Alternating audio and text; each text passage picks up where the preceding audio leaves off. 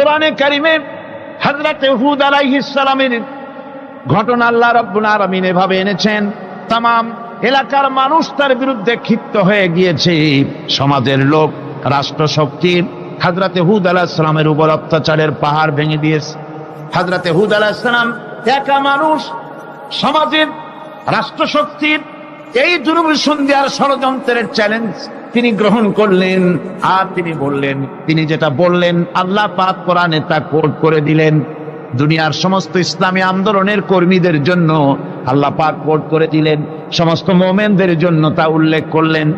হুদ আলাইহিস সালাম তিনি জাতিকে বললেন, ফাকিদুনি জামিআন তুম্মা লা তুনদিরুন। তোমাদের যত ক্ষমতা আছে সমস্ত ক্ষমতা নিয়ে আমার বিরুদ্ধে তোমরা ষড়যন্ত্র করো, আর আমাকে এতটুকু অবকাশ দিও না। আমি সেই আল্লাহ রাব্বুল আলামিনের উপরে ভরসা করেছি, যার কুদরতি হাতের ভিতরে আমার জান, আর গোটা পৃথিবীর সমস্ত প্রাণীর জান যার কুদরতি হাতের মধ্যে, যার হাতের ভিতরে গোটা পৃথিবীর সমস্ত জান, সে আল্লাহর উপরে ভরসা করেছি, যা খুশি তোমরা আমার বিরুদ্ধে করতে পারো। সুবহানাল্লাহ। এটার নাম হলো ঈমান, এটার নাম সবর, এটার নাম ধৈর্য।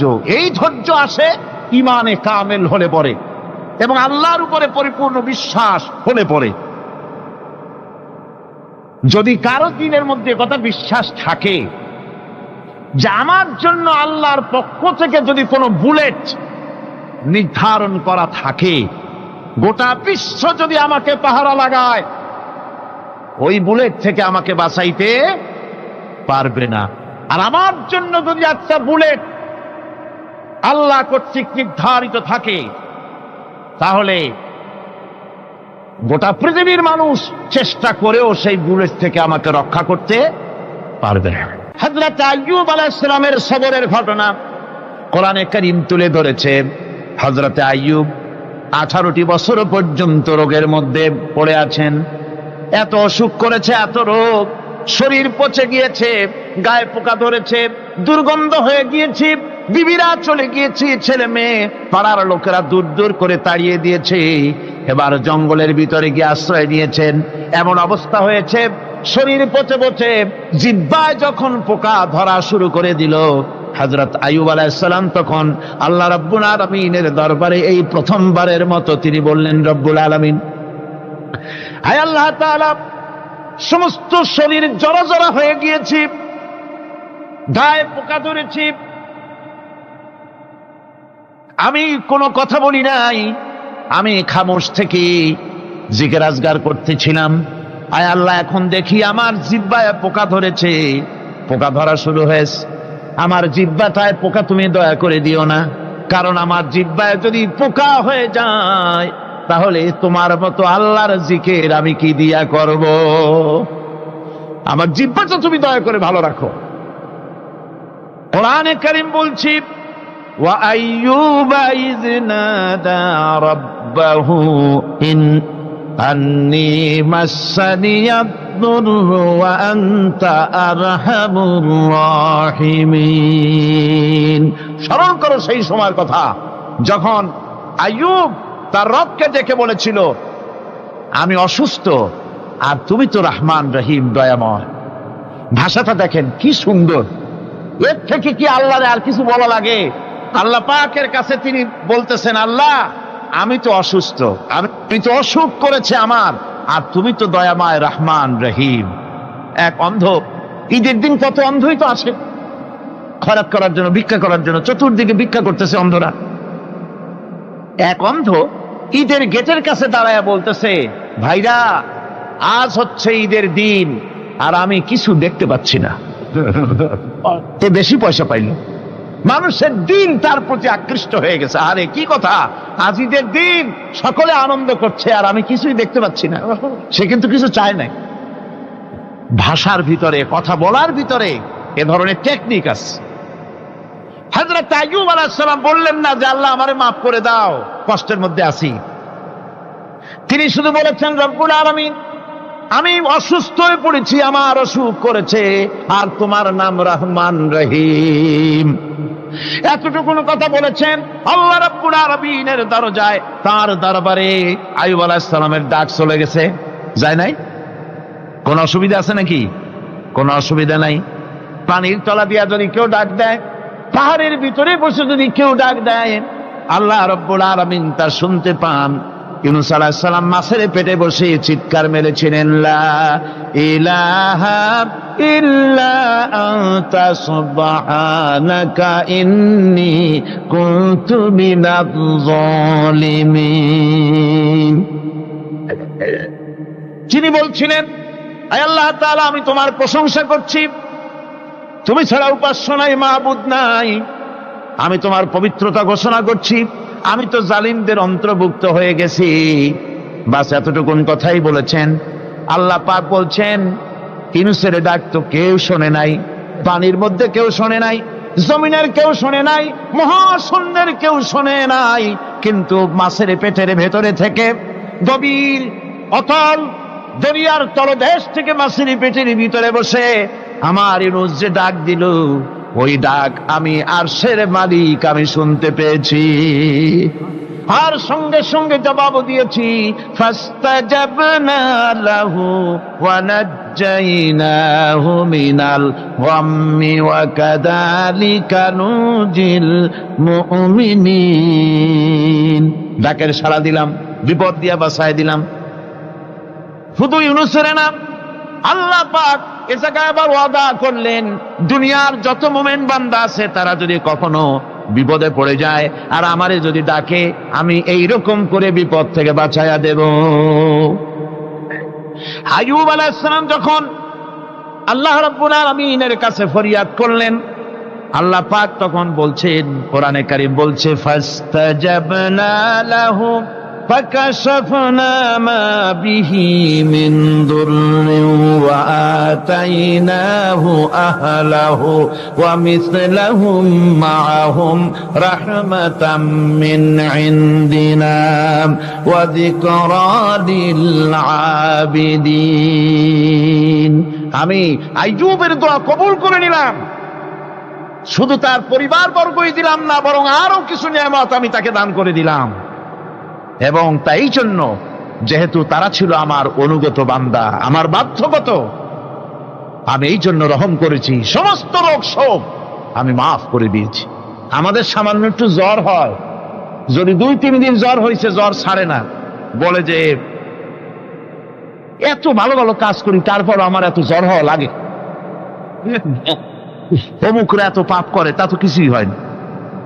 খালি আল্লাহ আমার এই চোখে দেখলো, আমার বউর অসুখ, আমার অজুমুড়ি ছাড়ি না। ভাইরা, আপনি ঠিক পান না যে কি গুনাহ আপনি করেন। কোরআনে কারীম বলছি, ওয়ামা আসাবাকুম মিন মুসিবাতিন ফাবিমা কাসাবাত আইদিকুম ওয়া ইয়াফু আন কাসীর। যত বিপদ তোমাদের উপর আছে সব দুই হাতের কামাই করা, আর আমি তো অনেকগুলো ক্ষমা করে দেই। তোমরা যত পাপ করো, আকাম করো, সবগুলির শাস্তি যদি দুনিয়ায় দিতাম, শ্বাস করার সময় পেতে না। অসুখ হলেই অধৈর্য হয়ে যেও না, ধৈর্য ধরো। আল্লাহ পাক বলেন, শুধু আইয়ুব নয়, ওয়া ইসমাঈলা ওয়া ইদরিসা ওয়া যাল কিফলি কুল্লুম মিনাস সাবিরিন। এইভাবে করে ইসমাঈল, ইদ্রিস, জুলকিফল সবাই ছিল ধৈর্যশীল। জোরে বলেন সুবহানাল্লাহ। ধৈর্যের চরম পরাকাষ্ঠা ছিলেন তিনি। কোরআনে কারীম নবীদের এই কথাগুলি আমাদের শোনাচ্ছেন। হযরত ইয়াকুব আলাইহিস সালাম কলিজার টুকরা সন্তান হযরত ইউসুফ আলাইহিস সালামের জন্য তার মনটা পাগল ছিল। এত সুন্দর করে আল্লাহ তারে বানাইছিলেন, এত তিনি ছিলেন সৌন্দর্যের পিরামিড, যারে দেখলে চোখ ফিরানো যায় না। এমন সুন্দর সুপুরুষ, যারে দেখি সেই যুগের সুন্দরী যুবতী মেয়েরা রূপের মোহে পড়ে নিজেদের আঙ্গুলগুলি কেটে ফেলে দিয়েছিল। রূপের মোহে এমন অবশ হয়ে গেছে, আঙ্গুল কেটেছে, হাত কেটেছে, টের পায় নাই। আবার ভুল বুঝবেন না, দুনিয়ার সেরা সুন্দর পুরুষ ইউসুফ আলাইহিস সালাম তা কিন্তু রাসূলের চাইতে বেশি নয়। হযরত উম্মুল মুমিনিন আয়েশা রাদিয়াল্লাহু তাআলা আনহা তিনি বলেছেন, যেই সব সুন্দরী রমণীরা ইউসুফ আলাইহিস সালামকে দেখে রূপের মোহে পড়ে নিজেদের আঙ্গুলগুলো কেটে ফেলেছিল, ওরা যদি আমার হাবিবকে দেখতো, ওরা যদি আল্লাহ রাসূলকে দেখতো, তাহলে হাত কাটতে কাটতে কোন ফাঁকে দিয়ে কলিজা কেটে ফেলে দিত, ওরা টের পেত না। আবার বন্ধুগণ, হযরত আইয়ুব আলাইহিস সালাম সন্তানের মায়া, অন্যান্য ভাইরা হিংসায় পড়ে গেল, তারা নিয়ে তাকে কুয়ায় ফেলে দিল। সেখান থেকে তারা একটা ছাগল বা কোনো পশু জবাহ করে তার রক্ত মাখাইয়া জামা এনে হাজির করে দিল হযরত ইয়াকুব আলাইহিস সালামের সামনে, যে তারে নিয়ে খেলা করতে গিয়েছিলাম, আমরা খেলায় লিপ্ত ছিলাম, বাগে খাইয়া ফেলাইছে। এগুলি কি গপ্প? এগুলি কি কোরআন? আল্লাহ পাক শোনাচ্ছেন, বিশ্ববাসীকে শোনাইছেন। সূরা ইউসুফের চাইতে এত সুন্দর উপাখ্যান গোটা পৃথিবীতে আর নাই। সুবহানাল্লাহ। অনেকে ইউসুফ জুলাইখার কেসা খুব মজা করে পড়ে, ফুর্তি করে, প্রেমের গল্প পড়ে। এটা কোনো প্রেমের গল্প নয়। ইউসুফ আলাইহিস সালাম, জুলাইখা ইউসুফ আলাইহিস সালামের জন্য কাঁদতে কাঁদতে চোখ কানা হয়ে গেছে। এরপর ইউসুফ আলাইহিস সালাম জুলাইখারে পাওয়ার জন্য পাগল হয়ে গেছে। নাউজুবিল্লাহ, এটা হয়নি কখনো। তিনি আল্লাহর পয়গম্বর, আর আল্লাহ কেমনে তারে বাঁচিয়েছেন? যখন জুলাইখা ঘরের ভিতরে সুন্দর করে যৌন উন্মাদনামূলক চিত্র অঙ্কিত করে ঘরের মধ্যে আটকায় দিয়েছে, তালা লাগায় দিয়েছে, আর নিজে যৌন উদ্দীপক কাপড় চোপড় পরেছে না পরার মতোই। সে যুগের সুন্দরী মেয়ে জুলাইখা। তার কুপ্রবৃত্তিকে চরিতার্থ করার জন্য আহ্বান করা হয়েছে। হযরত ইউসুফ আলাইহিস সালাম লক্ষ্য করে দেখলেন, এমন জায়গা, এখান থেকে পালাবার তো পথ নাই, দরজা বন্ধ করে দিয়েছে। তিনি শুধু তখন কেবলমাত্র আল্লাহ রব্বুল আলামিনকে ভয় করলেন। আল্লাহকে ভয় করে আল্লাহর নাম নিয়ে যখন তালাবদ্ধ দরজার দিকে দৌড় দিয়েছেন, আল্লাহ রব্বুল আলামিন আপন কুদরতে তালাগুলি খুলে দরজা তার জন্য উন্মুক্ত করে দিলেন। ইউসুফ আলাইহিস সালামকে ফালাই দিয়ে এভাবে করে কাপড় এনে দিল তার সামনে, রক্তমাখা কাপড় পেয়ে হযরত ইয়াকুব আলাইহিস সালাম সন্তানদের মুখে কাহিনী শুনে তিনি কি বললেন? কোরআনে কারীম তা কোট করেছে। তিনি চিক দিলেন না, ফাল দিলেন না, ফিট হয়ে পড়লেন না। তিনি বললেন, কলিজার টুকরা সন্তান, তার মরার খবর শুনেছেন। তিনি বললেন কি? ফাসাবরুন জামিলুন ওয়াল্লাহুল মুস্তাআনু আলা মা তাসিফুন। আমি উত্তম সবর অবলম্বন করব। তোমরা যে কাহিনী রচনা করেছো এর বেলায় আমি আল্লাহর কাছে সাহায্য চাই। আমি উত্তম সবর অবলম্বন করব। আমার ভাইয়েরা, 11 ভাই মনে করেছিল ইউসুফ আলাইহিস সালামকে মরণ কুয়ায় ফালায় দিছি।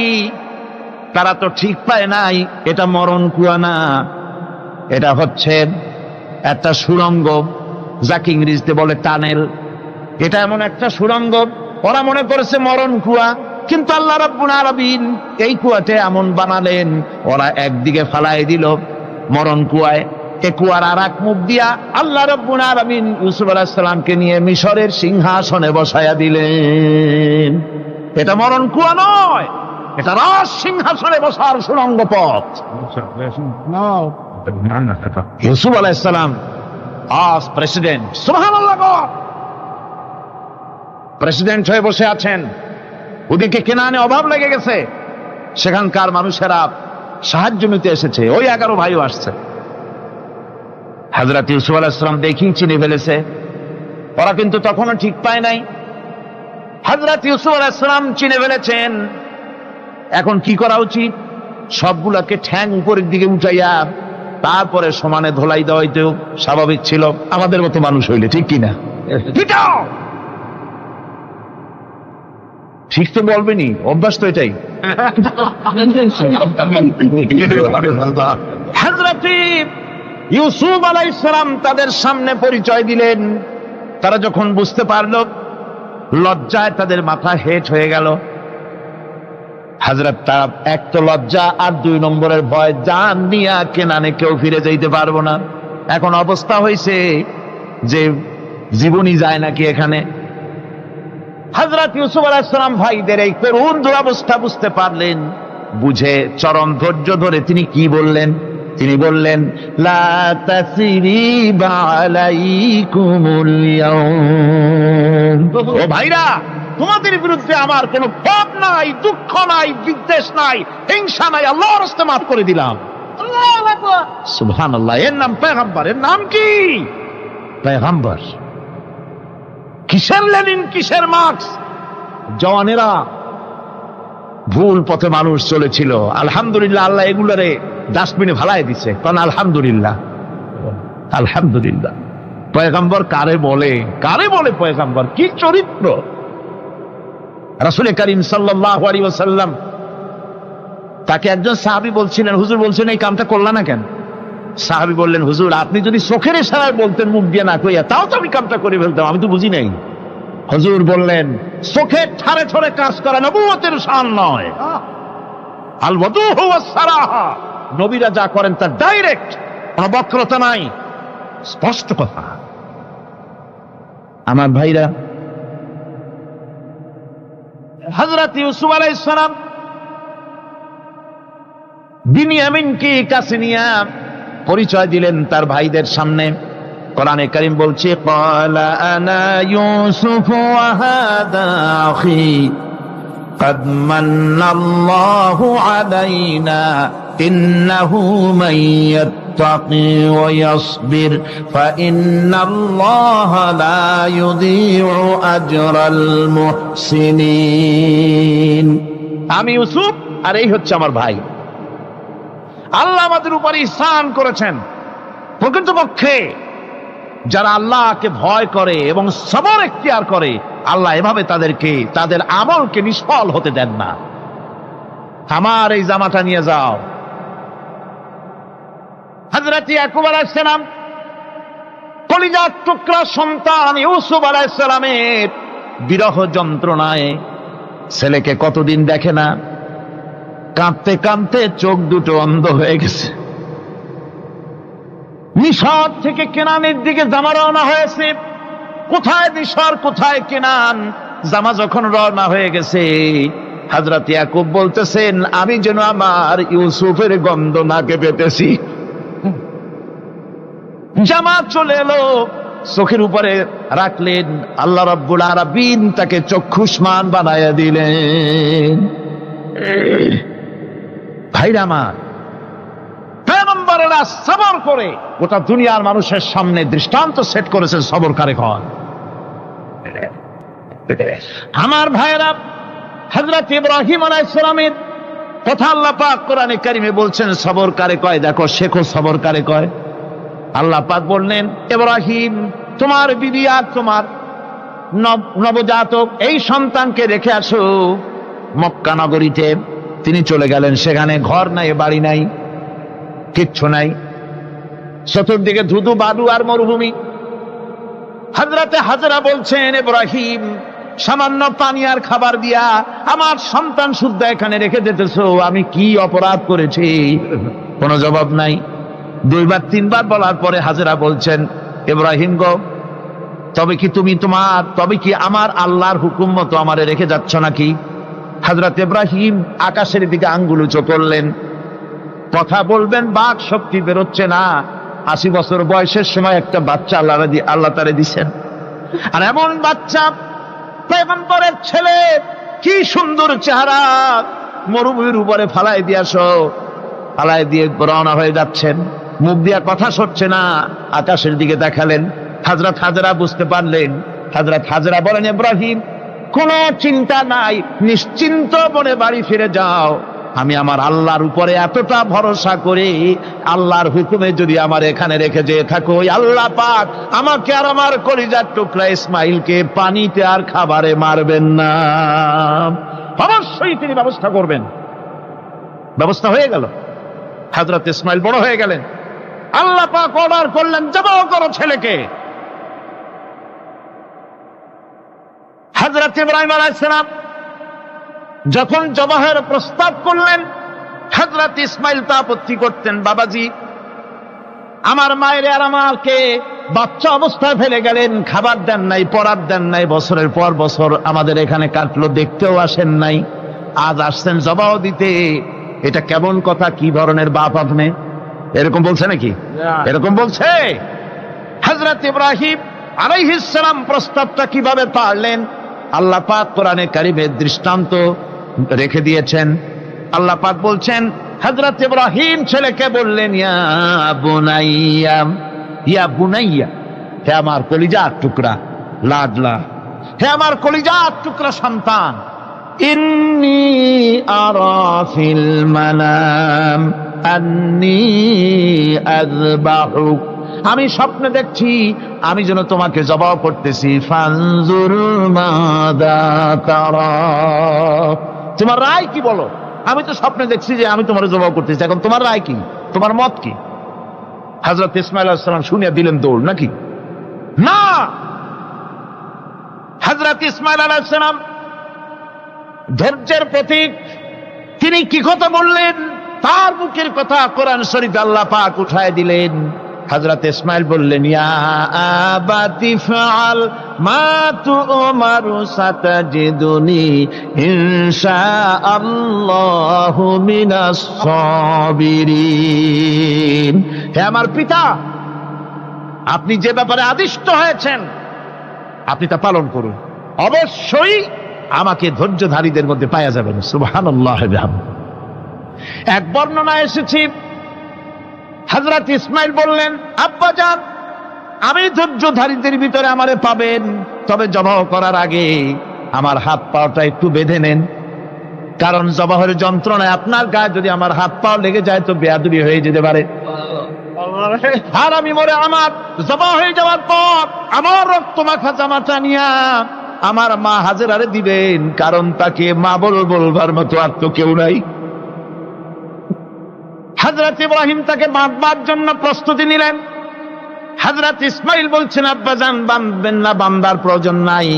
বলে কেন? একবার বাঁধতে বললে আবার তুমি নিষেধ করছো কেন?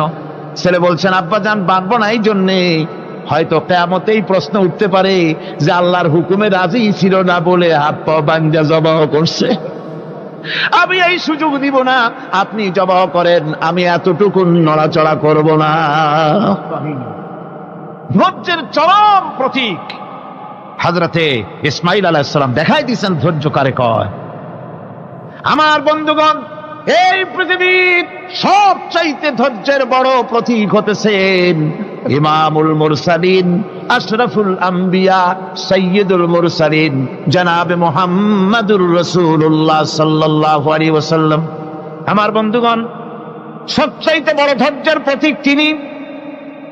কাউকে একটা গালি দেন নাই জীবনে, কাউকে ঠাট্টা করেন নাই, কাউকে মারেন নাই, কারো মনে দুঃখ দেন নাই, তিনি দুঃখ পেয়েছেন, তিনি কাউকে দুঃখ দেন নাই, তিনি কষ্ট পেয়েছেন, কাউকে কষ্ট দেন নাই। আমার ভাইয়েরা, তায়েফের ময়দান, আমার নিজের চোখে তায়েফে যেদিন আমি তায়েফ দেখলাম, আমি তায়েফে ঢুকেছি, জীবনে কোনোদিন যাই নাই, রমজান মোবারকে আমি সেখানে গেলাম, আমাকে বসার জন্য তারা নিয়ে যাবে, আমি বললাম আগে বসবো না, আমারে আগে নিয়ে যাও, আমার নবীকে কোন জায়গায় ওরা মেরেছিল সে জায়গাটা দেখাও। তায়েফের সেই গলিতে যখন আমি গিয়েছি, দুই দিকে পাহাড় দাঁড়ানো, তায়েফের লোক আমার সাথে ছিল, তারা বলল এই জায়গাটা প্রথম যেখানে চতুর্দিক থেকে নবীজিকে পাথর মারছিল আর আল্লাহর নবী বেহুশ হয়ে পড়ে গিয়েছিলেন। 3টা দিন না খাওয়া,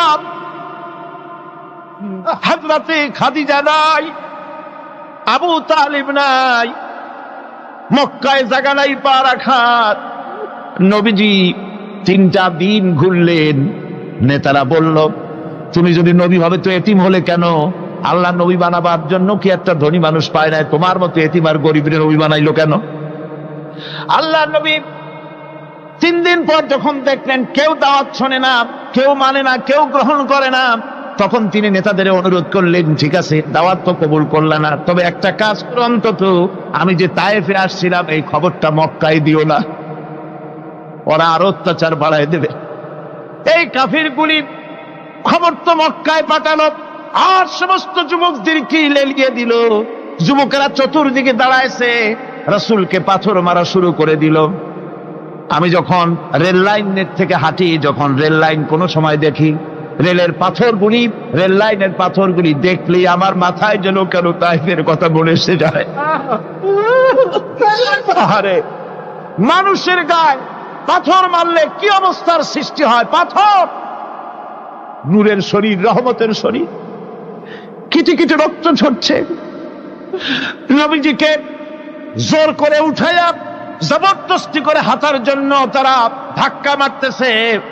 আবার কিছুদিন গিয়ে নবীজি আবার বেহুশ হয়ে পড়েছেন, এইখান থেকে আবার উঠাইছে, আবার ধাক্কা মারতেছে। 3 নম্বরের আর একটা জায়গা আছে যেখানে ভাঙ্গা একটা মসজিদ। তাইফের লোকেরা আমাকে বলল, এই জায়গাটা হলো শেষ জায়গা যেখানে রাসূল করিম তৃতীয়বারের মতো বেহুশ হয়েছিলেন, এখানেই হুজুরের রক্ত ঝরেছে বেশি। 2 রাকাত নামাজ পড়লাম, সিজদায় পড়ে এমন কান্না কাঁদলাম আল্লাহর কাছে। নবীজি যখন হুঁশ এসেছে, হযরতে জিবরাইল বলেন, ইয়া রাসূলুল্লাহ, আপনার এই কষ্ট দেখে ফেরেশতারা কাঁদতেছে, আপনি অনুমতি দিয়ে দেন এই 2 পাহাড়কে মিলাইয়া সমস্ত তায়েফবাসী কাফেরগুলি মাটির সাথে মিশাইয়া দেই। নবীজি বললেন, জিবরাইল, আমি যদি হুকুম করি আর আমার হুকুম মতো যদি এই কাম করো, একটা কাফেরও যদি না বাঁচে তাহলে কার মুখে পৌঁছাবো লা ইলাহা ইল্লাল্লাহু মুহাম্মাদুর রাসূলুল্লাহ। আমার ভাইরা, হযরত সাল্লাল্লাহু আলাইহি ওয়াসাল্লাম উঠে বসলেন। এমন সময় হযরতে যায়েদ শরীরের রক্তগুলি মুছে দিতেছেন। হযরত সাল্লাল্লাহু আলাইহি ওয়াসাল্লাম বসে 2খানা হাত উত্তোলন করলেন। নবীজির চোখ থেকে পানি গড়ায় পড়তেছে। আরে কেউ নাই, আল্লাহ ছাড়া কেউ নাই সাহায্য করার। নবীজি হাত তুলে মোনাজাত করতেছেন, চোখ দিয়া পানি পড়ে দাড়ি ভিজে পড়তেছে, গায়ে দিয়া রক্ত ঝরতেছে। নবীজি কি দোয়াটা করলেন? বদদোয়া করলেন না, গজব দিতে বললেন না। নবীজি দোয়া করলেন, রব্বুল আলামিন, এই তায়েফের লোকেরা আজকে আমার সাথে যে ব্যবহারটা করেছে, ওরা বোঝে নাই যে আমি তোমার নবী, ওরা বোঝে নাই যে আমি তোমার রাসূল, না বুঝে আমার উপরে যে অত্যাচারটা করলো, আল্লাহ তুমি এই জন্য রাগ করে এই তায়েফে তুমি গজব দিও না। আল্লাহ পাক পরবর্তী সময় হুজুরকে স্মরণ করাই দিলেন, ওয়া মা আরসালনাকা ইল্লা রাহমাতাল লিল আলামিন। ও নবী, আপনি হচ্ছেন আমার সমস্ত সৃষ্টি জগতের জন্য, আপনি আমার রহমত, আমার গোটা বিশ্বের জন্য আপনার, আমার সৃষ্টি জগতের জন্য আপনি আমার করুণা। একটা লোক রাসূলের এই কষ্ট দেখে বাগান থেকে 1 গ্লাস আঙ্গুরের শরবত এনে হাজির করেছে। এত কষ্টের পর 3 দিনের না খাওয়া আঙ্গুরের একটা শরবত পাইয়া হুজুর খুব খুশি হলেন। শরবত গ্লাস পান করে হুজুর বলছেন, তোমার নাম না আত্তাস? তিনি বলছেন, হ্যাঁ হুজুর, আমার নাম আত্তাস। তোমার বাড়ি না ইউনূস আলাইহিস সালামের গ্রামে? বলে, হ্যাঁ আমার বাড়ি সেই গ্রামে। তা আপনি কি করে জানলেন আমার নাম আত্তাস আর আমার বাড়ি ইউনূস আলাইহিস সালামের গ্রামে? আপনি জানলেন কি করে? হুজুর বললেন, আমি নবী, হযরত ইউনূস নবী, একজন নবীর খবর আর একজন নবীর কাছে থাকে। রাসূল করিম সাল্লাল্লাহু আলাইহি ওয়াসাল্লাম সবর ইখতিয়ার করেছিলেন, ধৈর্য অবলম্বন করেছিলেন, আর আল্লাহ পাক তাকে নির্দেশ করেছেন, সবর করো। ওয়াত্তাবি' মা ইউহা ইলাইকা ওয়াসবির হাত্তা ইয়াহকুম আল্লাহ। তুমি কেবল সেই জিনিসের অনুসরণ করো যা আমি তোমার প্রতি অবতীর্ণ করেছি। আমি আপনার উপরে যেটা অবতীর্ণ করেছি ওটার অনুসরণ করুন, আর সবর ইখতিয়ার করুন যতক্ষণ না আল্লাহর পক্ষ থেকে চূড়ান্ত ফয়সালা না আসে। ধৈর্য ধরুন, ধৈর্য ধরুন। আমার ভাইরা, কাফেরদের নির্যাতনের মোকাবেলায় আল্লাহ পাক তার হাবিবকে সান্ত্বনা দিয়েছেন। যখন কাফেররা নির্যাতন করতেছে, হারে হযরতে বেলাল নির্যাতিত, হযরতে সুমাইয়া নির্যাতিতা, হযরতে খাব্বাব, হযরতে খুবাইব, হযরতে আম্মার রিদওয়ানুল্লাহি তাআলা আলাইহিম আজমাইন, এত মার হতেছে। হযরতে ওমর হযরতে খাব্বাব রাদিয়াল্লাহু তাআলা আনহুকে খোলা গায়ে দেখে বলছিলেন, খাব্বাব রে, তোমার পিঠে এত গর্ত কেন? এত গর্তওয়ালা পিঠ তো আমি মানুষের দেখি নাই, এত চিকুন কোমরওয়ালা মানুষও তো দেখি নাই। তিনি বলেছেন, ওমর তুমি কি ভুলে গেছো? ইসলাম কবুল করার অপরাধী কাফির বেঈমানেরা আগুন জ্বালায়া আংটা আগুনের উপরে আমাকে চিৎ করে শোয়াছে, আমি যেন নড়াচড়া করতে না পারি সেজন্য আমার বুকের উপরে পাথর চাপা দিয়ে রেখেছিল। গায়ের চর্বি আর রক্ত গলে গলে পড়ে আগুন নিবেছে, আর আগুন গোস্ত পুড়ে যে পিঠের মধ্যে প্রবেশ করেছিল আজও পর্যন্ত পিঠের সেই গর্ত সেরে যায় নাই। এভাবে অত্যাচার হচ্ছিল সাহাবীদের উপর।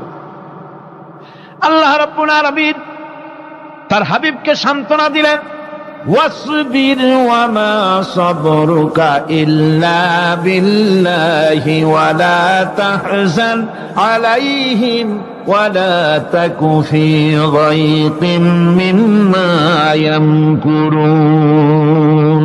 হে রাসূল, সবরের সাথে কাজ করতে থাকুন। আপনার এই সবরের তৌফিক তো আল্লাহই দিয়েছেন, আর ওদের সমস্ত ষড়যন্ত্র, ওদের অপকৌশলে আপনি দুঃখিত হবেন না, চিন্তা করবেন না, ভারাক্রান্ত হবেন না, আপনি নিশ্চিত থাকুন। ওয়াসবির লিহুকমি রাব্বিকা ফাইন্নাকা বিআয়ুনিনা। হে নবী, আপনার রবের চূড়ান্ত ফয়সালা আসা পর্যন্ত ধৈর্য ধারণ করুন, আপনি তো আমার চোখের সামনে। সুবহানাল্লাহ, সুবহানাল্লাহ, গড আপনি আমার চোখের সামনে, কে আপনাকে কি করবে আমি দেখবো না? সুবহানাল্লাহ। মন্ত্রী যদি, এই সলিমুদ্দিন মার্কা মন্ত্রী যত আছে, এই মন্ত্রীরা যদি কয় ব্যথাতে ভয় কিসে, আমি তোকে দেখছি না, সাহসটা কেমন বাড়ে, কেমন বাড়ে সাহস। আরে কোনো মন্ত্রী ছাতা মাতা না, কোন প্রেসিডেন্ট রাজা বাদশা না, আকাশ আর জমিনের মালিক আমার আল্লাহ রাব্বুল আলামিন বলছেন, হাবিব কোন চিন্তা নাই, আপনি আমার চোখের সামনে। ওরা চায় আপনাকে দুনিয়া থেকে মিটাই দিতে, আর আমি চাই ওয়ারাফানা লাকা যিকরাক, আপনার প্রশংসা তো হবে গোটা বিশ্ব জুড়ে, সর্বত্র ছড়িয়ে যাবে আপনার নাম। সুবহানাল্লাহ বিহামদিহি। আল্লাহ পাক অন্যত্র বলেছেন, ওয়ালাকাদ কুযযিবাত রুসুলুম মিন ক্বাবলিকা ফাসাবারু আলা মা কুযযিবু ওয়া উযু হাত্তা আতাহুম নাসরুনা। হে মুহাম্মদ সাল্লাল্লাহু আলাইহি ওয়াসাল্লাম, আপনার পূর্বে অসংখ্য নবী রাসূল এই পৃথিবীতে আসছে এবং জুলুম আর নির্যাতনের শিকার তারা হয়েছেন, অবশেষে তাদের প্রতি আল্লাহর সাহায্য এসেছে। সুতরাং আপনাকেও ধৈর্য ধারণ করতে হবে, ধৈর্য ছাড়া কোনো পথ নাই, ধৈর্য আপনাকে ধারণ করতেই হবে। আর এই ধৈর্য ধারণ করলে পরে আল্লাহর চূড়ান্ত ফয়সালা আসবে, তখন আল্লাহ পাক মেহেরবানি করবেন। আমার ভাইরা, এই ধৈর্য পৃথিবীর সমস্ত পয়গম্বররা ধৈর্য অবলম্বন করেছেন, কখনো অধৈর্য হন নাই। দিন কায়েমের সংগ্রামে নবী রাসূলগণ দারুণ ভাবে সবর ইখতিয়ার করেছেন। বৃদ্ধবাদীদের সকল রকমের নির্যাতন, অপকৌশল, ষড়যন্ত্র, এই সব কিছু মোকাবেলা করেছেন ধৈর্যের নীতি অবলম্বন করি, কখনো ধৈর্যচ্যুতি তাদের মধ্যে ঘটেনি। বরং আল্লাহ রাব্বুল আলামিন তাদের প্রতি সন্তুষ্ট হয়েছেন। যারা এই ধৈর্য ধরেছে তাদের উপরে সন্তুষ্ট হয়ে আল্লাহ রাব্বুল আলামিন বলেছেন, ওয়া কাআইয়্যিম মিন নাবিয়্যিন কাতালা মাআহু রিব্বিয়ুন কাসীর। এর আগে অনেক নবী এসেছিলেন যাদের সাথে বহু আল্লাহওয়ালা লোক লড়াই করেছেন। ফামা ওয়াহানু লিমা আসাবাহুম ফি সাবিলিল্লাহি ওয়া মা যাআফু ওয়া মাস্তাকানু। আল্লাহর পথে তাদের উপর যত বিপদ এসেছিল তারা হতাশ হয়ে পড়েন নাই, দুর্বলতা দেখাননি, বাতিলের সামনে মাথাও নত করেন। ওয়াল্লাহু ইউহিব্বুস সাবিরিন। আর আল্লাহ পাক ধৈর্যশীল যারা, তাদেরকে আল্লাহ পাক ভালোবাসেন। আমার ভাইরা,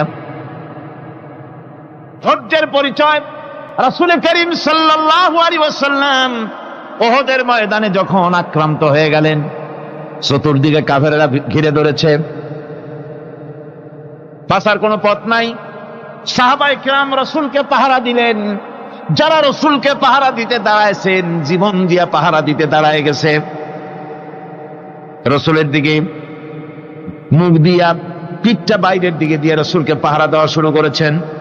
হুজুরকে পাহারা দিতে যারা দাঁড়িয়েছিলেন, কাফের কর্তৃক নিক্ষিপ্ত কি তীরগুলি এসে যখন বিঁধতেছিল, শুধু একজন সাহাবী হযরত তালহার পিঠের ভিতরে রাসূলকে হেফাজতের জন্য 80টা তীর একজনের পিঠের মধ্যে দিয়ে ঢুকেছে। এক অসতর্ক মুহূর্তে নবীজির দান্দা মোবারক শহীদ হয়ে গেল, শিরস্ত্রাণ ভেঙে গেল, লোহার কড়া প্রবিষ্ট হয়ে গেল কপালের ভিতরে। হুজুর মাথা ঘুরে পড়ে গেলেন।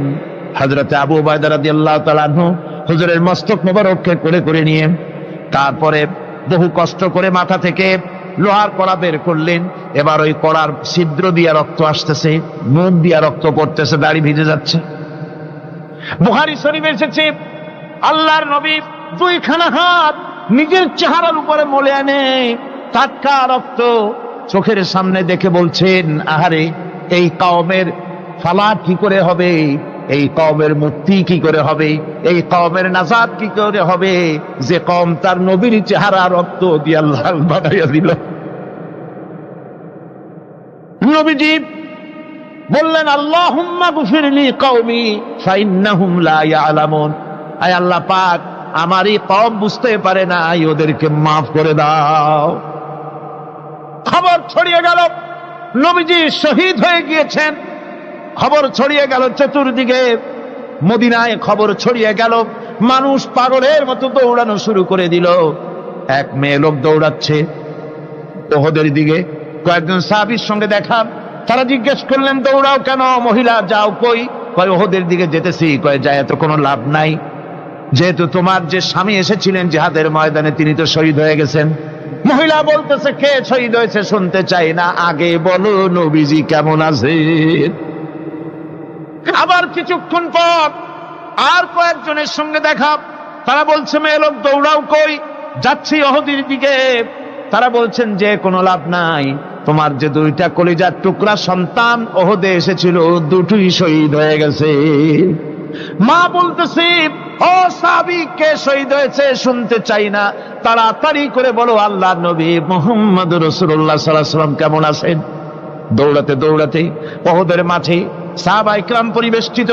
আল্লাহর নবীর কাছে গিয়ে হুজুরের জীবিত চেহারা মোবারকের দিকে তাকায়া মেয়ে লোকটি কাঁদতেছে আর বলতেছে, ইয়া রাসূলুল্লাহ, আমার স্বামী মরা শোক, আমার কলিজার টুকরা দুইটা সন্তান মরা শোক আমার কলিজা থেকে মুছে গেছে, আপনি বেঁচে আছেন, তামাম মুসলমানদের চাইতে বড় সান্ত্বনা আর নাই। ভাইরা আমার, রাসূল করিম সাল্লাল্লাহু আলাইহি ওয়াসাল্লাম এভাবে করে ধৈর্যের পরিচয় দিয়েছেন। গালাগালি দেন নাই, রাগ করেন নাই, বদদোয়া করেন নাই। সুবহানাল্লাহ কোন, সুবহানাল্লাহ। ভাইরা আমার, এই সবর এমন মহান বৈশিষ্ট্য এর মধ্যে রয়েছে। জিহাদের ময়দানে যদি লোক কম হয় আর যদি তাদের মধ্যে সবর থাকে, বেশি সংখ্যক লোকের উপরে আল্লাহ পাক সবরকারীদেরকে বিজয়ী করে দিবেন। কোরআনে কারীমে রব্বুল আলামিন বলেন, কাম মিন ফিয়াতিন কালিলাতিন গালাবাত ফিআতান কাসীরাতাম বিইذনিল্লাহ আল্লাহু মা'আস সাবিরিন।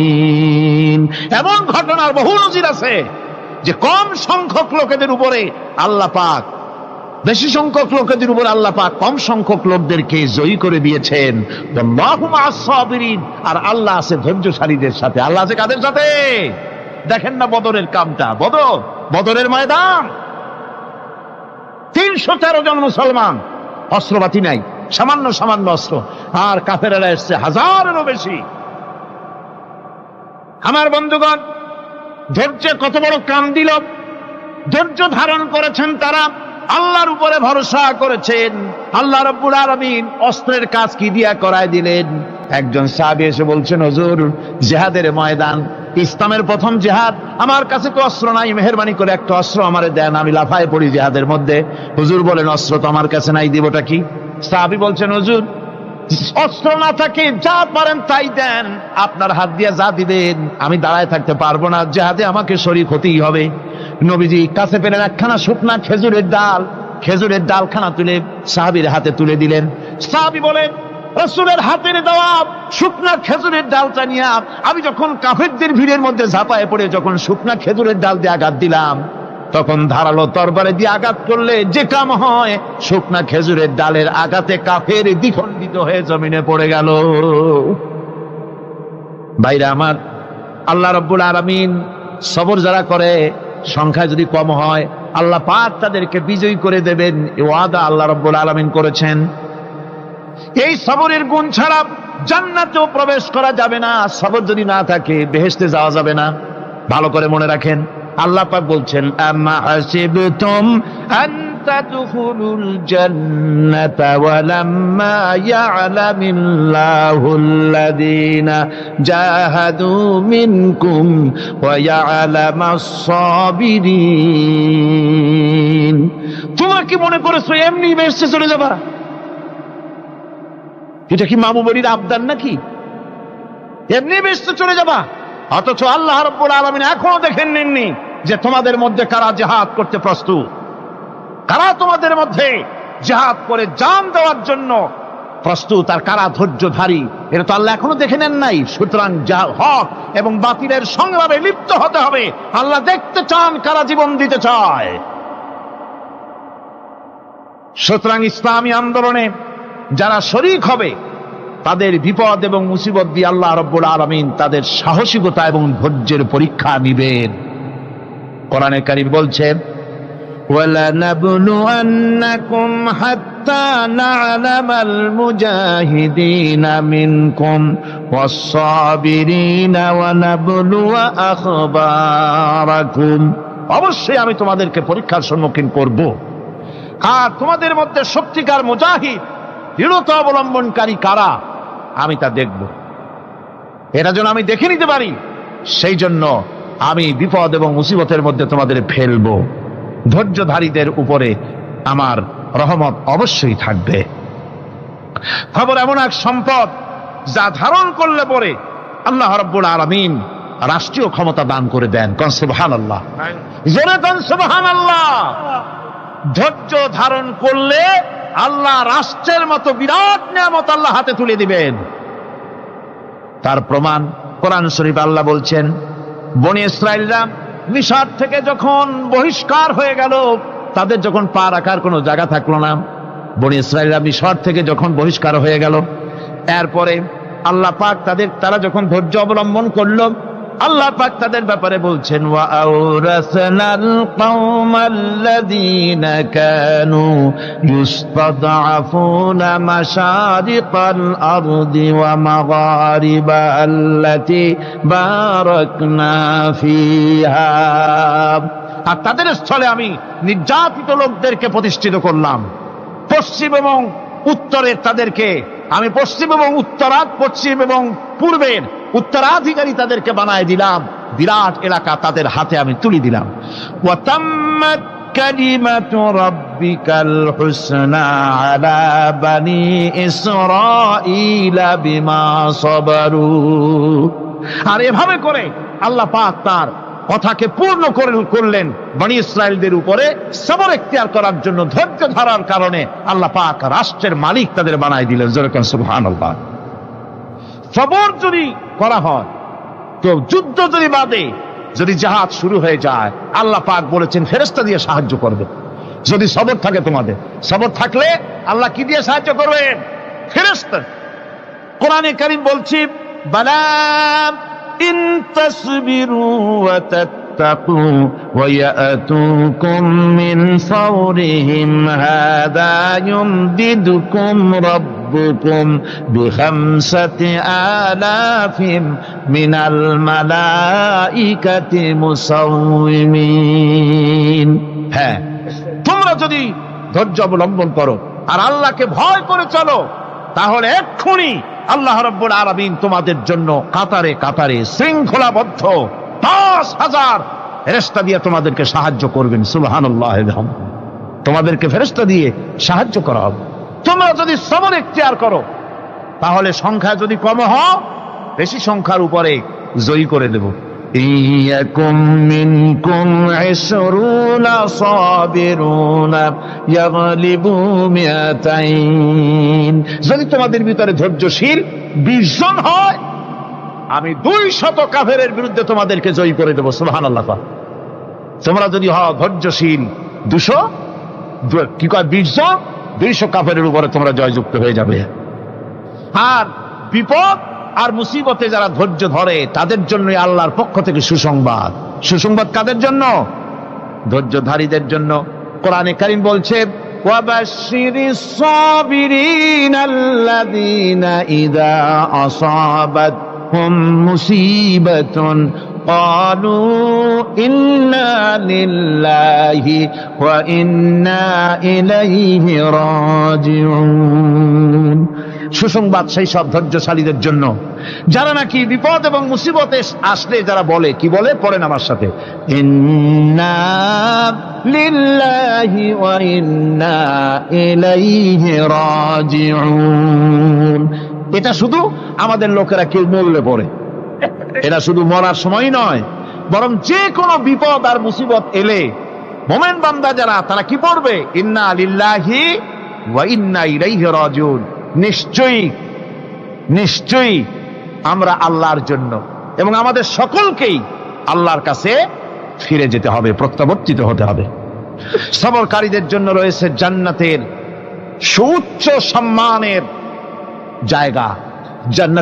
জান্নাতে সবচেয়ে সম্মানজনক জায়গা আল্লাহ রাব্বুল আলামিন ধৈর্যশালীদেরকে দান করবেন। কোরআনে কারীম বলছে, উলাইকা ইউজসাউনাল গুরফাতা বিমা সাবারু ওয়া ইউলাক্কাউনা ফিহা তাহিয়াতাও ওয়া সালামা। এরা হলো সেই সব লোক যাদেরকে প্রদান করা হবে বেহেশতের সুউচ্চ মঞ্জিল, কারণ তারা সবর ইখতিয়ার করেছিল, তারা সবর করছিল, এই জন্য বেহেশতের সবচাইতে ভালো জায়গা তাদের দেওয়া হবে। কোন আলহামদুলিল্লাহ, জোরে কোন আলহামদুলিল্লাহ। এবং জান্নাতে সবরকারীদেরকে সম্বর্ধনা দেওয়া হবে, সম্বর্ধনা দেওয়া হবে। খালিদিনা ফিহা হাসনাত মুস্তাকাররান ওয়া মুকামা। চিরদিন তারা জান্নাতের ভেতরে বসবাস করবে এবং কতই না সুন্দর, কতই না উত্তম জায়গা সবরকারীদের জন্য আল্লাহ বেহেশতের মধ্যে রেখে যাবেন। জান্নাতে প্রবেশ করার সাথে সাথে চতুর্দিক থেকে ফেরেশতারা ছুটে আসবে সবরকারীদের জন্য। ওয়াল মালাইকাতু ইয়াদখুলুনা আলাইহিম মিন কুল্লি বাব। চতুর্দিক থেকে ফেরেশতারা তাদেরকে ইস্তেকবাল করবে, কি বলবে? সালামুন আলাইকুম বিমা সাবারতুম ফানি'মা উকবাদ-দার। তোমাদের প্রতি শান্তি বর্ষিত হোক, কারণ তোমরা পৃথিবীতে সবর অবলম্বন করেছিল। কতই না উত্তম জায়গা, কতই না সুন্দর জায়গা আল্লাহ রাব্বুল আলামিন সবরের বিনিময় তোমাদেরকে দান করেছেন। সুতরাং এই সবর হচ্ছে মুসলমানদের জন্য সবচেয়ে বড় নিয়ামত। আজ আমার তো মনে হয় পৃথিবীতে মুসলমানরাই সবচেয়ে বেসবর। ট্রেনে যাবে, বসা নিয়ে বেসবর, টিকিট নিয়ে বেসবর, বাসের মধ্যে বেসবর, বাজারে যাবে বেসবর, স্কুলে যাবে বেসবর, যেখানে যান সব জায়গায় আমরা বেশি অধৈর্য, ঠিক কিনা কর? সামান্য সামান্য জিনিস নিয়ে ঝগড়া করা, মারামারি করা, এই হচ্ছে আমাদের ট্র্যাডিশন। ধৈর্য অবলম্বন করতে হবে জীবনের সকল ক্ষেত্রে, এই ধৈর্য আমাদেরকে রক্ষা করতে হবে। এই ধরনের ধৈর্য যদি আমরা অবলম্বন করতে পারি, তাহলে আল্লাহ পাক বলছেন, উলাইকাল্লাযীনা সাদাকু ওয়া উলাইকা হুমুল মুত্তাকুন। এরাই হলো ইমানের দাবিতে সত্যবাদী, কন আলহামদুলিল্লাহ। কারা কারা? না না, শুধু সবরকারী না, না, এই যে 10টা পয়েন্ট বলা হলো, কয়টা পয়েন্ট বলা হয়েছে? 10টি পয়েন্ট। সেই 10টি পয়েন্ট যারা পালন করবে এরা হলো ইমানের দাবিতে সত্যবাদী, আর এরাই হচ্ছে প্রকৃতপক্ষের মুত্তাকি। আমরা মুত্তাকি বুঝি দাঁতে ছাতা, দাড়ি টাড়ি আশ্রয় না, জাব্বা জুব্বা গায়ে দিয়ে কোনো জায়গায় পড়ে থাকে, হ্যাঁ, এটা বড় মুত্তাকি, খুব পরেজগার। সালার চট্টর যদি পরে তাহলে তো আরো বড় পরেজগার। জি, আর যদি কাপড় চোপড় মোটেও না থাকে তাহলে তো খাজা বাবা হয়ে গেল। জি, নাউজুবিল্লাহ মিন যালিক। আর আল্লাহ বলছে মুত্তাকি কারে কয় শোনো, এরে কয় মুত্তাকি যাদের মধ্যে এই 10টা গুণ আছে। এই 10টি সত্য যদি সম্পাদন করতে পারি, যদি আমল করতে পারি, জীবন ধন্য হয়ে যাবে। সেই 10টি কথা আমি আবার আপনাদের স্মরণ পটে তুলে দিতে চাই, প্যাকেট করে পকেটে উঠাই দিতে চাই, যেন বাড়ি নিয়ে যেতে পারেন। 1 নম্বর হচ্ছে 10টি পয়েন্টের 1 নম্বর আল্লাহর প্রতি ঈমান। 1 নম্বরে আল্লাহর প্রতি ঈমান, 2 নম্বরে পরকালের প্রতি ঈমান, 3 নম্বরে ফেরেশতাদের উপর ঈমান, 4র্থ নম্বরে কিতাবের প্রতি ঈমান, 5ম নম্বরে নবীদের প্রতি ঈমান, 6ষ্ঠ নম্বরে সহায় সম্বলহীন নিকটবর্তী আত্মীয়, ইয়েতিম, মিসকিন, প্রবাসী, মুসাফির, সাহায্য প্রার্থী, এদেরকে মুক্ত করার জন্য এদেরকে সাহায্য প্রদান করা, 7 নম্বরে নামাজ প্রতিষ্ঠা করা, 8 নম্বরে যাকাত আদায় করা, 9 নম্বরে ওয়াদা পালন করা, 10 নম্বরে সবর এখতিয়ার করা। কয়টা হইল? এই 10টি কাজ যদি আমরা পালন করতে পারি, বিপদে মুসিবতে ধৈর্য ধারণ করতে পারি, যত মুসিবত আসুক, আসলে এগুলি কিছু না। মুসিবত আল্লাহ টেস্ট করবেন, মুসিবত দিয়া আল্লাহ টেস্ট করেন। দেখা যায় যে ওদের শক্তি খুব বেশি, চোখে আপনি দেখতে পারেন, কিন্তু আল্লাহ বলছেন ইন্না কায়দাশ শায়তানে কানা দাঈফা। বাতিলরা হলো শয়তান, বাতিলরা কি? আর ওদের চক্রান্ত আসলেই দুর্বল। এদের চক্রান্ত আসলে কি? দুর্বল। কাজেই এগুলিকে ভয় করা যাবে না। বিপদে মুসিবতে ধৈর্য ধারণ করে যদি অগ্রসর হওয়া যায়, তো আল্লাহ রাব্বুল আলামিন এই 10টি পয়েন্ট যদি আমল করা যায়, দুনিয়াও শান্তি পাবো, আখিরাতেও শান্তি পাবো। যত মুসিবত আসুক, বিপদ আসুক, ধৈর্যের সাথে মোকাবেলা করতে হবে। ধৈর্যের অর্থ কি? আমি আগেই বলেছি, ধৈর্যের অর্থ হচ্ছে অবিচলতা, দৃঢ়তা, বরদাস্ত করা, সহিষ্ণুতা, ধীরতা, স্থিরতা। ধৈর্যের অর্থ এটা নয় একজন একটা থাপ্পড় মারলো আর আপনি বলবেন যে বাবা ব্যথা পাইছো নাকি, তাহলে আরো একখান থাপ্পড় দিয়া দাঁত আমার সবগুলো ভালাই দেয়। এর নাম ধৈর্য নয়। ধৈর্য হচ্ছে পরিস্থিতির মোকাবেলা করতে হবে সাহসিকতার সাথে, এর নাম হচ্ছে ধৈর্য। ওই যে আমি একটা দৃষ্টান্ত দিয়ে থাকি, এক সাপ একবার মুরিদ হয়েছিল এক পীর সাহেবের কাছে। পীর বলছিলেন যে আমি তো এইসব সাপ টাপ মুরিদ বানাই না। কয় না হুজুর, আমারে বানান। তারপরে মুরিদ বানায় কিছু অজিফাতারে শিখাই দিল, আর বললো খবরদার কাউকে দংশন করবে না। ঠিক আছে, সে যায়া জিগারাজগার শুরু করে দিয়েছে। এর মধ্যে জমিনে রাখাল আসছে, ধান কাটছে, ধানগুলো নিবি কি করে, দড়ি দাড়ি পাচ্ছে না, তো কি করা যায়, বানবে কি দিয়া? সন্ধ্যার পরে অন্ধকারে দেখে যে দড়ি একটা পড়ে আছে। ও যে কি দড়ি তা তো ওরা বোঝে না, ওইটারে নিয়া ধানরে ফেসাইয়া লেজ দিয়ার মাথা দিয়ে এরকম করে বাসেটারে দিয়ে বাঁধছে। সাপ তখন বলতেছে, হায় হায় রে, কেবল যে মুরিদ হইছি, তা না হলে তুই ঠিক পাইছি যে আমি কি ধরনের দড়ি। এরপরে নিয়ে বাড়ি নিয়ে ভালাই দেশে ডরে খুলে সাপটার ঘাড় গেছে মস্কিয়া। বহুত কষ্ট করে হুজুরের বাড়ি গিয়ে হাজির, কয় যে হুজুর কি একখান জিকের শিখাইলেন, আমার তো ঘাটটার মস্কে শেষ। আশ্চর্য কথা, কত মানুষ মুরিদ হইল, কত কিছু মুরিদ হইলো, কারো তো জিকের করলে ঘাড় মস্কে যাবে কেন, এটা কেমন কথা? কয় হুজুর ঘটনাই।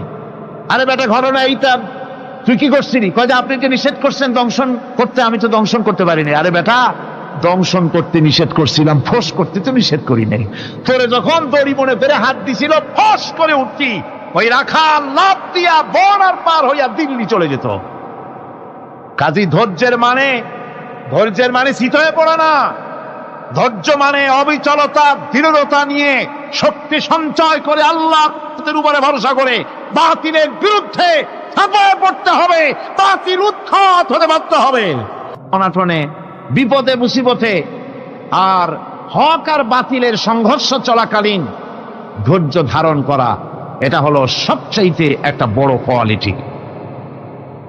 কোরআনে কারিমে সবর শব্দটি সবচাইতে বেশি ব্যবহার করা হয়েছে। সর্বাধিক ব্যবহৃত শব্দ কোনটি? সবর।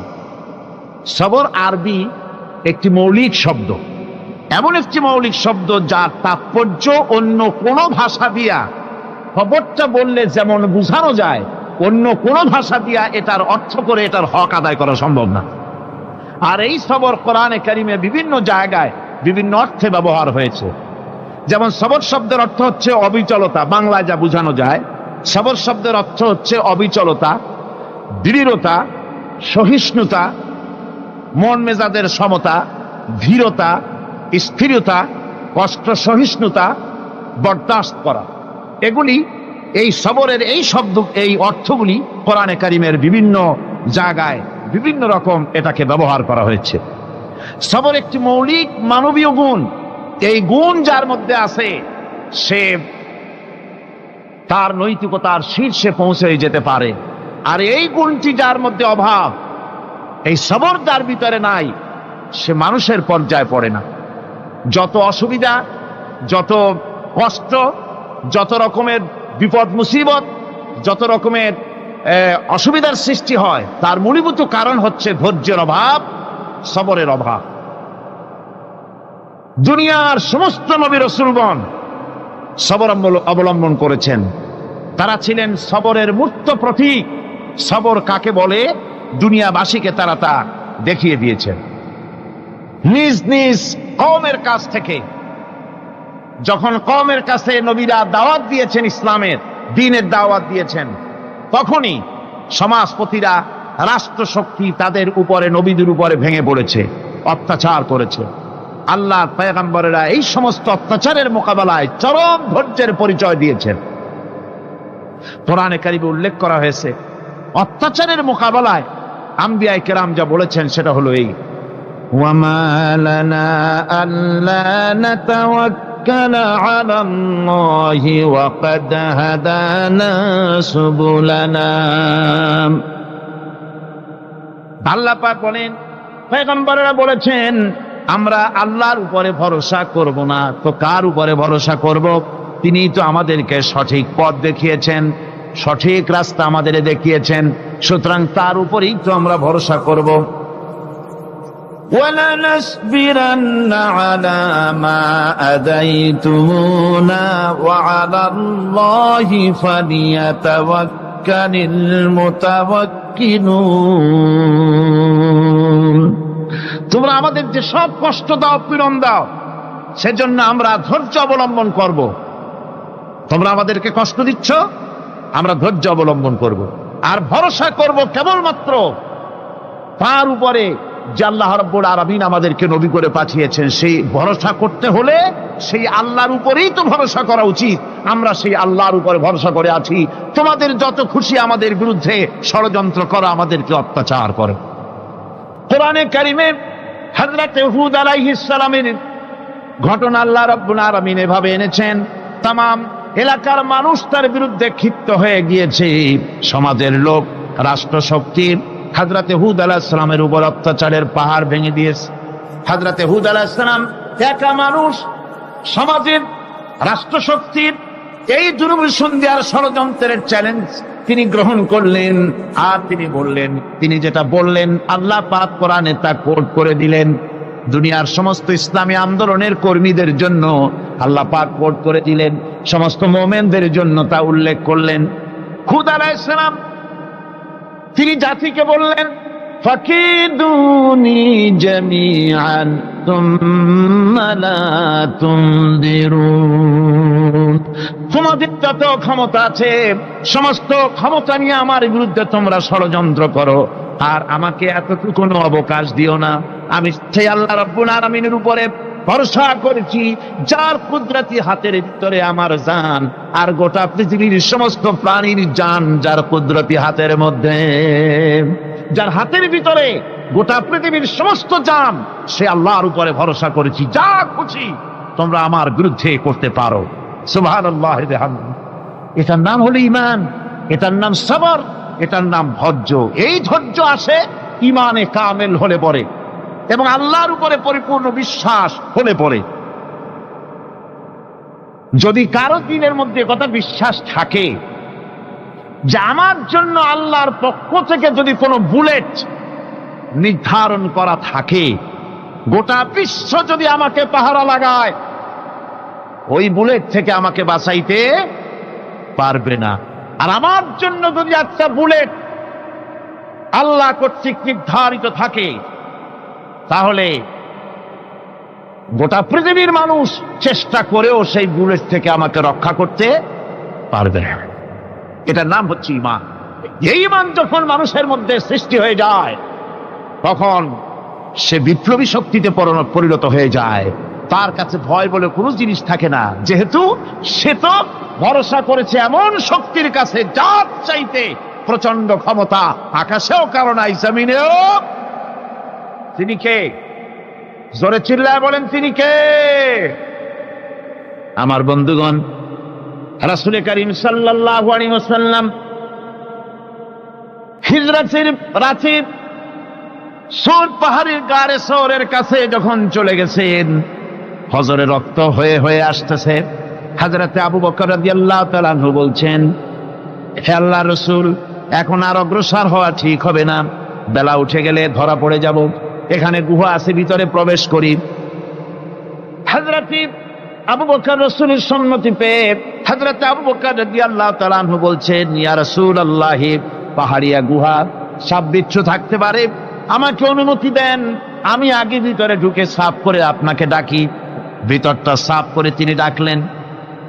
রাসূল করিম ভিতরে ঢুকে বলছেন, আবু বকর, পাহাড় বেয়ে বেয়ে বড্ড কষ্ট হয়েছে, একটু বসো, তোমার উরুর উপরে মাথা রেখে আমি একটু ঘুমাইয়া যাই। আল্লাহর নবী আরাম ফরমাচ্ছিলেন। সকালবেলায় কাফির বেঈমানেরা যখন আস্তে আস্তে করে গুহা মুখে পৌঁছে গেছে, পায়ের চিহ্ন এখানে শেষ, তাদের নিশ্চিত ধারণা এর ভিতরে নবীজি আছেন। বলছে, বেরিয়ে আসো। একজন বলে নাই, আর একজন বলে আছে। এভাবে তাদের মধ্যে দ্বিমত হয়ে গেল। হযরতে আবু বকর বলছেন, ইয়া রাসূলুল্লাহ, আমরা তো ধরা পড়ে গেছি, আমাদের তো আর উপায় নাই। এই গুহাটা এতই অগভীর, শুয়ে যদি হাঁটু উঁচু করা যায় উপর থেকে দেখা যায়, বসলে পরে মাথা দেখা যায়, ধরা তো পড়ে গেছি, উপায় নাই। আল্লাহর নবী তখন তার হাবিব, তার বন্ধুকে কি বললেন? বিশ্ববাসীর জন্য আল্লাহ পাক কোরআনে তা উঠায় দিলেন। নবীজি তার বন্ধুকে ডেকে বললেন, লা তাহজান ইন্নাল্লাহা মা'ানা। ও আমার সাথী, কোনো চিন্তা করো না, ভয় পেও না, শঙ্কিত হয়েও না। আমরা মাইনরিটি নই, আমরাই মেজরিটি, কারণ আল্লাহ রাব্বুল আলামিন আমাদের সাথে আছেন। সুবহানাল্লাহ। এই চিন্তা, এই ধারণা যদি মানুষের মনের মধ্যে থাকে, তাহলে কখনোই তার মন দুর্বল হবে না, ঈমান দুর্বল হবে না। রব্বানা যালামনা আনফুসানা ওয়া ইন লাম তাগফির লানা ওয়া তারহামনা লানাকুনান্না মিনাল খাসিরিন। রব্বানা লা তুযিগ কুলুবানা বা'দা ইয হাদাইতানা ওয়া হাব লানা মিন লাদুনকা রাহমাতান ইন্নাকা আনতাল ওয়াহ্হাব। আয় আল্লাহ তাআলা,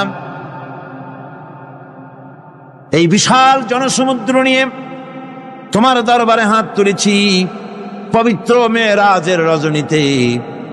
আয় আল্লাহ, তুমি দয়া করে মেহেরবানি করে আমাদের আলোচনা, দুরুদ সালামের সওয়াব আমাদের বিশ্ব নবী, তোমার প্রিয় হাবিব জনাবে মুহাম্মদ রাসূলুল্লাহ সাল্লাল্লাহু আলাইহি ওয়াসাল্লামের রূহ মুবারকে পৌঁছায়া দাও।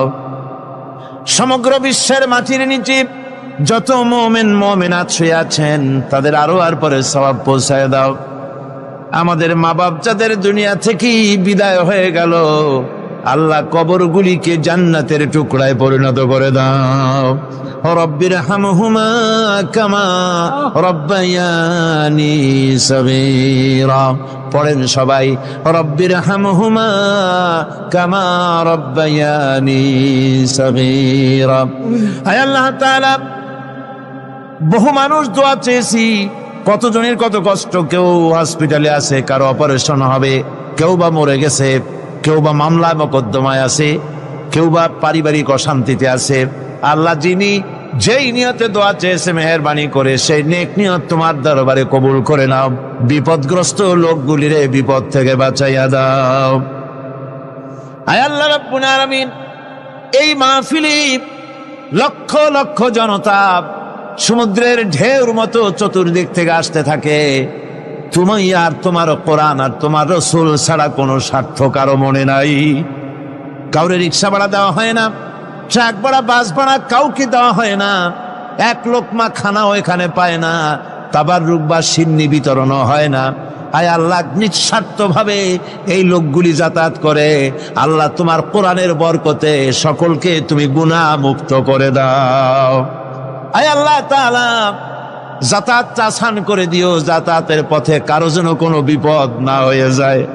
আয় আল্লাহ তাআলা, বাড়ি ঘর ফালায় আসে, বাড়ি ঘর তোমার ফেরেশতা দিয়া তুমি হেফাজত করো। রব্বুল আলামিন, মা বোনেরাও কষ্ট করে আসে, আল্লাহ তুমি দয়া করে এ মাহফিলে যারা শরীক হয়, এ মাহফিলে কোরআনের মাহফিলে শরীক হওয়ার কারণে তোমার কাছে একটা দাবি করি। দাবিটা হলো, মেহেরবানি করে সব মানুষকে তোমার কাবা ঘর দেখাও। যারা উপস্থিত হয়েছে সকলকে তোমার হাবিবের রওজায় গিয়া সালাম দেওয়ার তৌফিক দাও। রব্বানা তাকাব্বাল মিন্না ইন্নাকা আনতাস সামিউল আলিম ওয়া তুব আলাইনা ইন্নাকা আনতাত তাওয়াবুর রহিম। সুবহানা রাব্বিকা রাব্বিল ইজ্জাতি আম্মা ইয়াসিফুন, সালামুন আলাল মুরসালিন, আলহামদুলিল্লাহি রাব্বিল আলামিন। ওয়াজআল আখিরা কালিমাতিনা ইনদাল মাউত লা ইলাহা ইল্লাল্লাহু মুহাম্মাদুর রাসূলুল্লাহ। আসসালামু আলাইকুম ওয়া রাহমাতুল্লাহ।